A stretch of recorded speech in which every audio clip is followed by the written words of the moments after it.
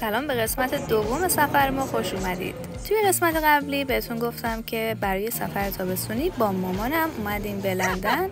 مرسی از کامنت‌های قشنگتون توی ویدیو قبلی. کلی باهاتون حرف دارم. بذارین این سری ویدیو رو بذارم از سفر، بعدش میام باهاتون مفصل صحبت میکنم. پس الان میریم که داشته باشیم موزه بریتانیا و بعدش هم پاریس و قصر ورسای. بچه‌ها هوا خیلی گرمه. مامان پنکت خوب کار میکنه.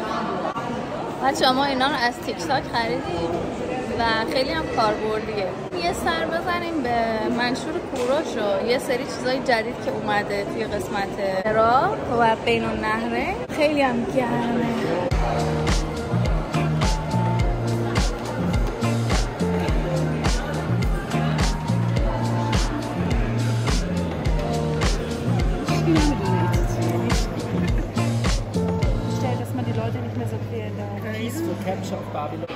خب حالا به نظرت کوروش بخوابه که ما بیدار باشیم؟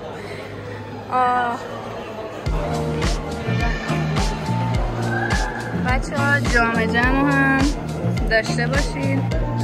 قدح شراب.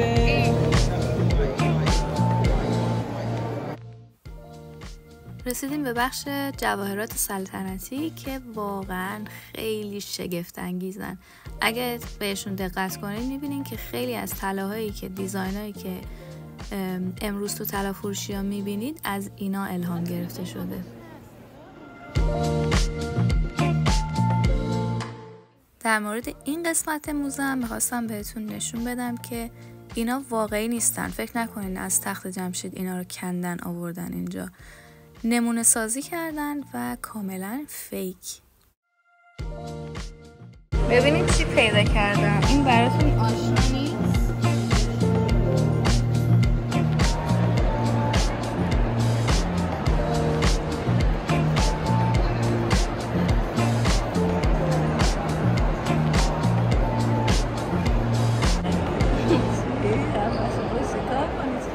این قسمت بین النهرینشون. همه ما اومدیم بستر. هفته پیش باز بود ولی این قسمت موزه به نظرم این تیکه است که اگه بتونم بهتون نشون میدم کدومش بگم. نگاه کنید چقدر جزئیات داره. این تو آبه. اینا نخلا هستن.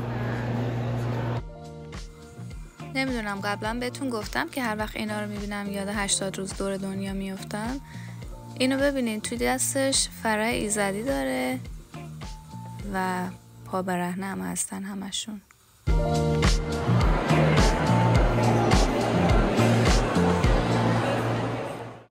اینجا میرسیم به بخش مورد علاقه من. این کتیبه رو که میبینید اسمش روزتا هست که تو سال 1799 وقتی که فرانسه به مصر حمله میکنه سربازا اینو پیدا میکنن. وقتی که به موزه میارنش و سالها روش تحقیق میکنن خط هیروگلیف مصری رو رمزگشایی میکنن، چون که این تخت سنگ یک متن رو به 3 زبون نوشته شده بوده روش و از طریق دونستن یکیش بقیهش رو پیدا کردن.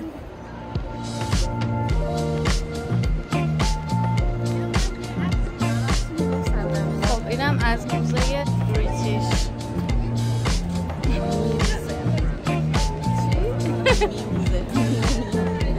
یعنی هر وقت ما می اومدیم فصل توریستی نبود، اینقدر شلوغ نبود. الان خیلی شلوغه به بار نپذیر.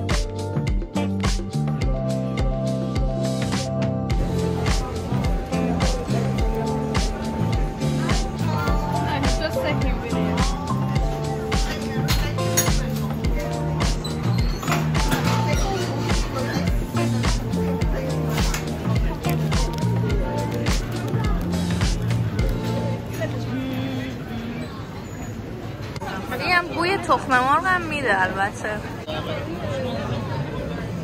خیلی داغه ولی توش هم کاستر مایه. کاستر جامد.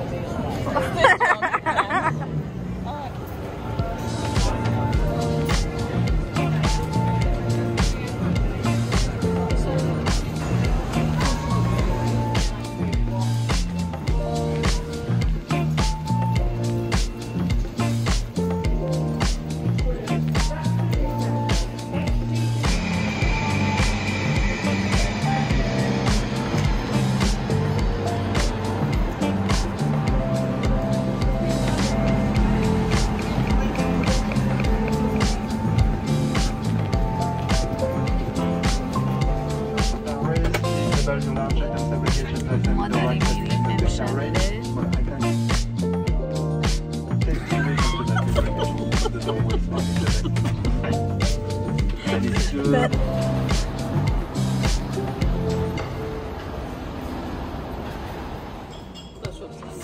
بخیر بچه‌ها، ما رسیدیم به پاریس. الان صبحونه هتل رو می‌کنیم و سریع سر باید بریم به سمت قصر ورسای.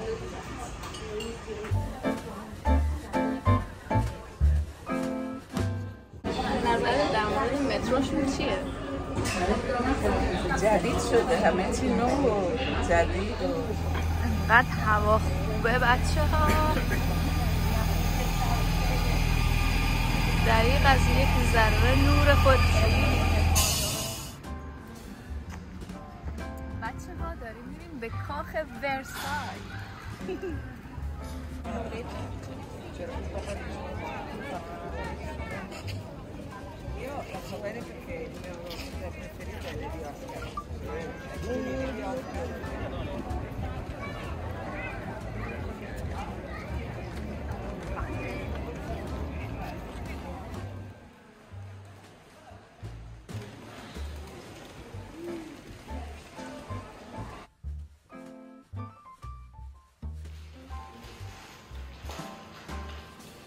شما فقط به تصویر لویی نگاه کنید.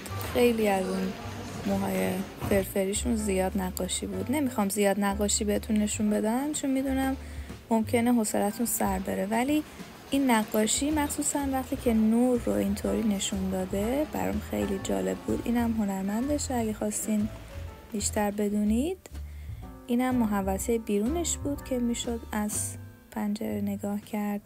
بلیت قسمت باغشو که بخواین برین توش قدم بزنین جدا هست که باید پرداخت کنین، ولی به خاطر مسابقات المپیک نمیشد بریم اون قسمتش. از شگفت انگیزترین قسمت های کاخ ورسای همین سقفشه و نقاشی های توی سقف.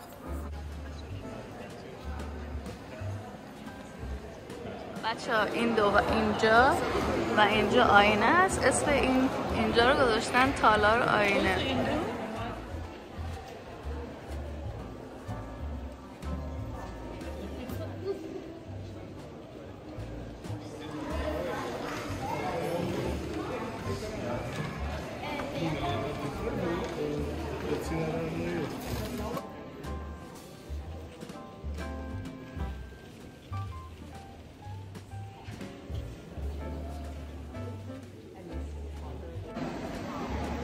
مرسی که تا اینجای ویدیو با من بودید. در قسمت بعدی حتما بریم دوباره ادامه پاریس رو میگردیم. میبینید که دوره‌ای بود که المپیک داشت برگزار میشد تو این شهر. میبرمتون به موزه لوور. بازم خیلی خلاصه، نمیخوام به خیلی جزئیات بپردازم چون که سفرمون خیلی کوتاه بود. مرسی از کامنت های قشنگتون، لایکی که میکنید. اجازه بدین پیج دوباره به بقیه نشون داده بشه و در ویدیو بعدی میبینم همتون رو. خدا حافظ همگی.